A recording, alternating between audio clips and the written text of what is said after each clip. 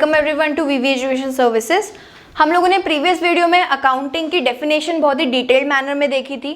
उसके बाद हम लोग आगे की स्टेप पर आते हैं। हमें नेक्स्ट टॉपिक जो पढ़ना है वो है merits and demerits of accounting.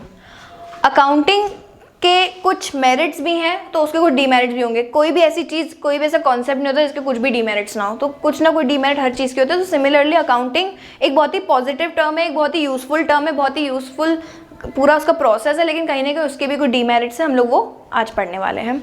Starting with merits, the very first merit of financial accounting is systematic recording. हम लोगों ने ये चीज़ तो डेफिनेशन में भी पढ़ी थी कि अकाउंटिंग का मेन जो स्टार्टिंग पॉइंट होता है वो है रिकॉर्डिंग। देखो, रिकॉर्डिंग हम लोग रेगुलर बेसिस पे करेंगे तब जाके हम लोग एंड रिजल्ट पर पहुंच पाएंगे। अकाउंटिंग का एंड रिजल्ट होता है कम्युनिकेशन। कम्युनिकेशन के लिए आपको प्रॉफिट पता होना चाहिए, एनालाइजिंग वाला पूरा पार्ट जो वो पता होना चाहिए। तो उन सब चीज़ों के लिए आपको चाहिए रेगुलर रिकॉर्डिंग। अगर आप डेली की जर्नल एंट्रीज रिकॉर्ड नहीं करोगे तो लास्ट में आपका प्रॉफिट कैलकुलेशन नहीं हो पाएगा। तो दैट इज़ वाई अकाउंटिंग के लिए अगर मुझे प्रॉफिट कैलकुलेशन तक पहुंचना है तो मुझे रेगुलर रिकॉर्डिंग भी चीज़ों की करनी पड़ेगी। तो this is one of the merit of accounting कि आपको सिस्टमैटिक रिकॉर्ड्स आपके बिजनेस के जो फाइनेंशियल डेटा है आपको एक ही जगह पर सारे रिकॉर्ड्स मिल जाते हैं बिकॉज ऑफ अकाउंटिंग। नेक्स्ट है फाइनेंशियल पोजीशन। फाइनेंशियल पोजीशन का मतलब होता है कि हम लोग कहाँ स्टैंड करते हैं, मेरे पास कितने एसेट हैं, कितने लाइबिलिटीज़ हैं। ये सारे कुछ टर्म्स हम लोग डिटेल आने वाली वीडियोज़ में आगे बात करेंगे। लेकिन मेरे बिजनेस की पोजिशन अभी कैसी है, मेरे बिजनेस को अभी दूसरे कॉम्पिटिटर्स से मैं कितना बेहतर काम कर रही हूँ, ठीक है, पिछले साल से इस साल तक मैंने कितना बेहतर काम किया है। तो ये सारी चीज़ें जानने के लिए मेरे बिजनेस की अकाउंटिंग बहुत ही यूजफुल रहती है। नेक्स्ट है डिसीजन मेकिंग। मुझे बिजनेस में बहुत सारे डिसीजंस लेने होते हैं। फॉर एग्जांपल, अगर मैं किसी बिजनेस की सेल्स मैनेजर हूँ, ठीक है, बीइंग सेल्स मैनेजर मुझे अगर ये डिसीजन लेना है कि मुझे मेरे जो प्रोडक्ट्स हैं वो किसी दूसरी स्टेट में सेल करने चाहिए कि नहीं करने चाहिए, अब एक बहुत ही बड़ा डिसीजन है। अब ये चीज़ें देखने के लिए मैं अकाउंटिंग पर जा सकती हूँ। अकाउंटिंग से मैं सेल्स देखूंगी कि मेरी एक यूनिट की सेल्स कितनी हो रही है, उस पर कॉस्टिंग क्या हो रही है, सेल्स बढ़ाने के लिए मुझे कितना पैसा और खर्च करना पड़ेगा। तो ये सारी इन्फॉर्मेशन मुझे मेरी अकाउंटिंग से मिलती हैं। अकाउंटिंग से ली गई इन्फॉर्मेशन के बेसिस पे मैं आगे की डिसीजन मेकिंग कंटिन्यू करती हूँ अपनी। तो accounting again helps in decision making. This is another merit for accounting. Next, comparison. हम लोग हर साल ग्रो कर रहे हैं कि नहीं कर रहे हैं। समझो इस साल का बढ़िया मेरा बिजनेस का प्रॉफिट था 5 करोड़ रुपए, सुनने पर अच्छा लग रहा है, लेकिन पिछले साल तो 7 करोड़ था।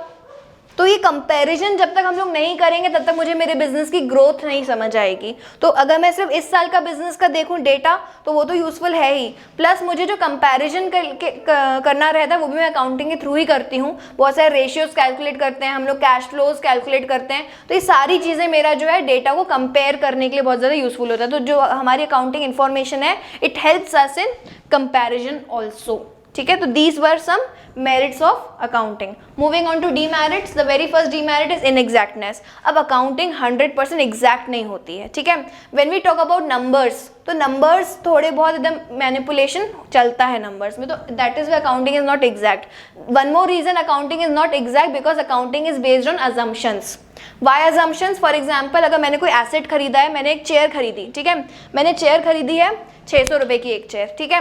अब मैंने ये अज्यूम किया कि ये चेयर मेरी 1 साल तक तो चली जाएगी, तो मैं 1 साल तक, अब देखो 1 साल बाद मुझे रिप्लेस करना पड़ेगा मेरे एसेट को। रिप्लेस करने के लिए पैसा कहाँ से आएगा वो मैं आज से जोड़ना चालू करूँगी। समझो ये चेयर 600 रुपये की है, मैं हर महीने एक स्पेसिफिक अमाउंट साइड करूँगी ताकि 12 महीने में मेरे पास 600 रुपये जमा हो जाएं, ठीक है। 12 महीने में मेरे को 600 रुपये इकट्ठा करने हैं, तो मैं हर महीने जो है एक स्पेसिफिक अमाउंट साइड करूँगी। लेकिन अब मेरी जो चेयर है वो 2 महीने में ही टूट गई।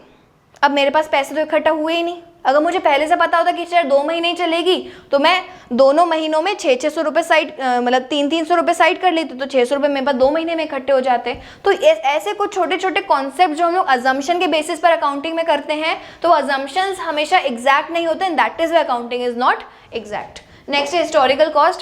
अकाउंटिंग हमेशा हिस्टोरिकल कॉस्ट पर बेस्ड होती है। अगर मैंने बिल्डिंग जिसमें मैं बिजनेस कर रही हूँ, 20 साल से मेरा बिजनेस चल रहा है, 20 साल पुरानी बिल्डिंग जो है वो मैंने खरीदी थी, समझो 12 लाख की बिल्डिंग खरीदी थी मैंने 20 साल पहले। आज उस बिल्डिंग की वैल्यू अगर 1 करोड़ हो चुकी है तो मैं मेरे जो रिकॉर्ड्स है ना उसमें उसकी वैल्यू 12 लाख ही शो करूंगी, भले उसकी आज की value, current value, market value 1 crore है। वाई? बिकॉज वो 1 करोड़ रुपए अभी मेरे बिजनेस में रिफ्लेक्ट नहीं हो रहे हैं। वो 1 करोड़ का जो बेनिफिट है वो मेरे बिजनेस अभी उठा नहीं पा रहे। मेरा बिजनेस तो जैसे 20 साल पहले काम करता था उस बिल्डिंग में, उस बिल्डिंग को अभी वैसे हम लोग यूज कर रहे हैं, तो हमारे लिए कोई फाइनेंशियल एड ऑन नहीं है उसमें। तो दैट इज वाई जो अकाउंटिंग है वो आपका हिस्टोरिकल कॉस्ट कॉन्सेप्ट फॉलो करिए, वो कई बार डीमेरिट भी होता है। वाई? बिकॉज आपके बिजनेस की वैल्यू होती अच्छी है, क्योंकि आप उस एसेट के एक तरीके से आप मालिक हो, लेकिन फिर भी आप उस चीज़ को शो नहीं कर पाते अकाउंटिंग के थ्रू। तो that is way accounting follows historical cost concept and it becomes demerit of accounting. Next है विंडो ड्रेसिंग। विंडो ड्रेसिंग का मतलब होता है जो छोटे छोटे मैनिपुलेशंस आप कर जाते हो।